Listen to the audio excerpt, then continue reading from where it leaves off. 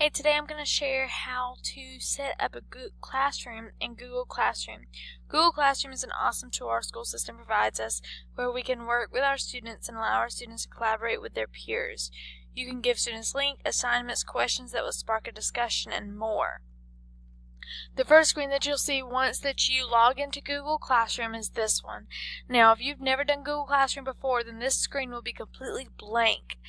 What you need to do to start a classroom is up here you see a plus sign. If you click on the plus sign, it says join class or create class. This is the same screen that the student sees. So when the students see this, they're going to click join class.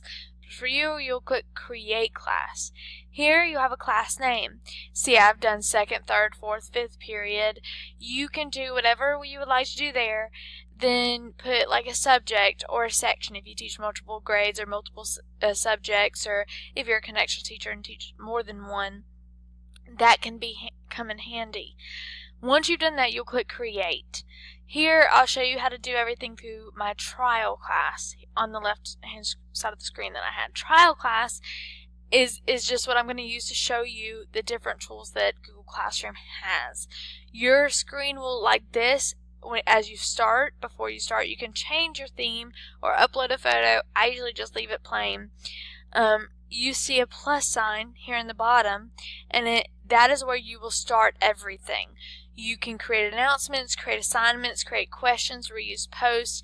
There are many different options here of what you can do and how you can use Google Classroom to connect with your students. I'm going to show you specifically today how to create an assignment and how to create a question. Let's start with assignment. You click on create assignment. Here's the beauty of Google Classroom is that say that I want to do this for all my classes, but I really just don't want to have to retype it multiple times. First, you can, where it says trial class, you can click there, and it gives you all of your classes that you can click any or multiple or however you would like. It has all students here, and if I had students in my class, I may be able to pick certain students that this would show up and certain students it wouldn't. I would title it, maybe I'd say essay.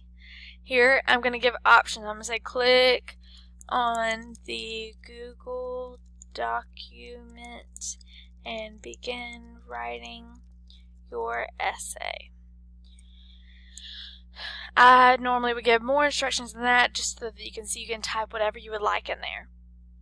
It has a due date. I usually don't put a due date, but you can put a due date, and if you do that, it may be more helpful for students to see, okay, I have this and a certain time. You have topic. You can create a topic or just leave it as is. Now here it says this, but nothing is attached. So I would have to attach something. Down here you can see I can get something from the drive, from my Google Drive. I can get something from YouTube.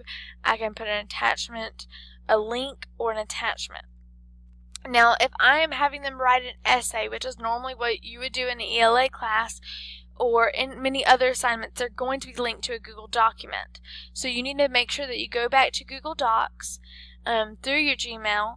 Like if this is your Gmail, you can click right up here and it has Docs. You'll click on Docs and it will take you to your Google Docs where you can create a blank document and type whatever you would like. I have one pulled up already that says write an essay. So they're going to write an essay, and I would normally give a whole lot more information and guidelines and expectations in this document, but for time being I just put write an essay as the example. So you would put whatever you want them to do in a Google document. Then you would go back to your trial class, and here you would click on this icon and click attachment. Now it's going to pull up here.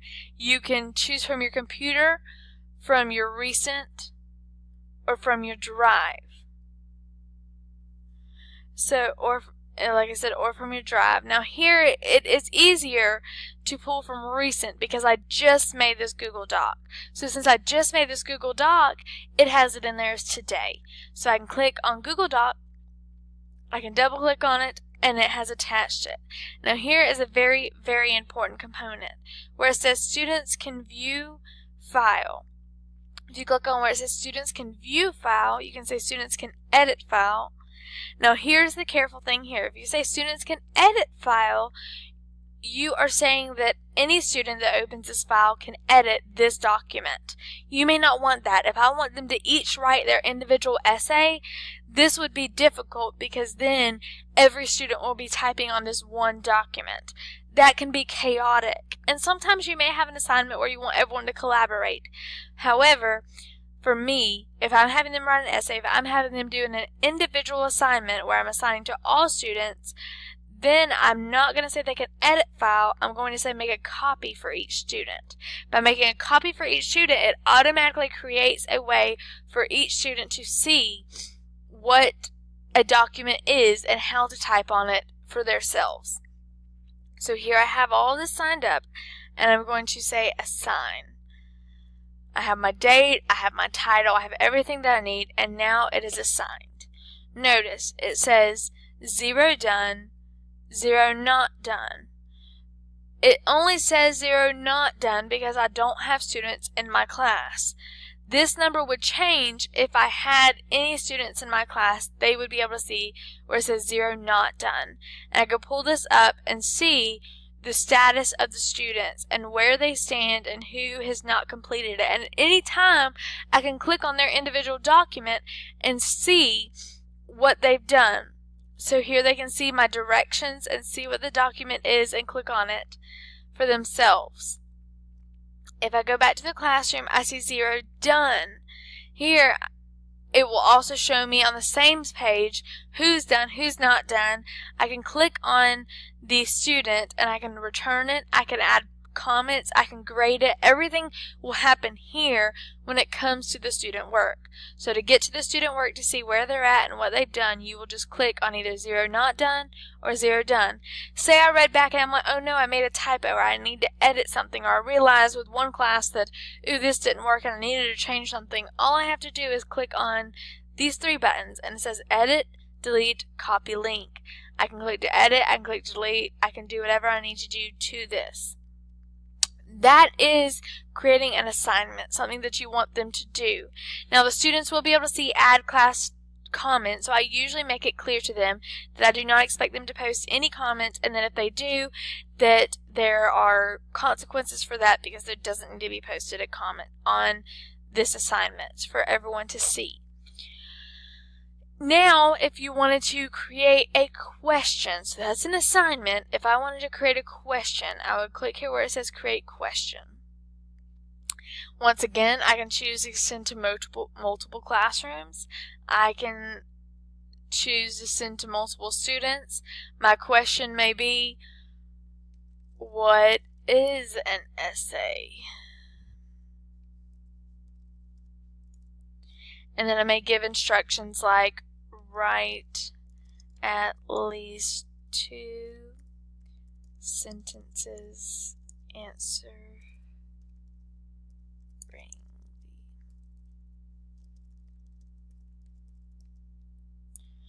I may have a due date, I may have a topic. So here you see it says short answer. I could make it multiple choice, or I have a short answer. I usually leave it short answer since I am a writing teacher, and so they would be able to do that. So students can reply to each other and students get answers. This is where it depends on what you want your students to do. If you want your students to just give you an answer and not be seen by other people, you can turn this off and say, oftentimes I have students who will just submit it to me without even thinking. We'll type something and go, and they don't edit it. And so it takes me going back through and returning it to them and all these different things. But instead, I could simply just say, students can edit answer.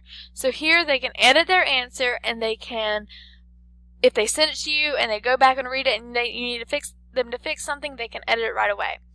I have created an environment in my classroom where students feel comfortable sharing their thoughts with one another and responding to one another. Now, it's important to make note that if you do where students can reply to each other, you set strict guidelines and expectations of what the students should and should not say to one another, and you should give them kind of almost like a rubric for what they should say or what they should not say. So you can do that where they can reply to one another and it's an ongoing discussion. So this would create a question. So I would say ask. So now they can respond. And for them, it looks just like a simple line where they start typing. Here, once again, it has 0 done, 0 not done, and you can click on that to see the responses. Google Classroom is an awesome tool that allows the students to collaborate and work together and allows you to communicate them through the internet and provide meaningful, consistent feedback. Now, the last thing I want to show you before we end this is I want to show you how you get your students in your classroom. So you've created these assignments, you're ready to go, but now how are they going to see what you've posted?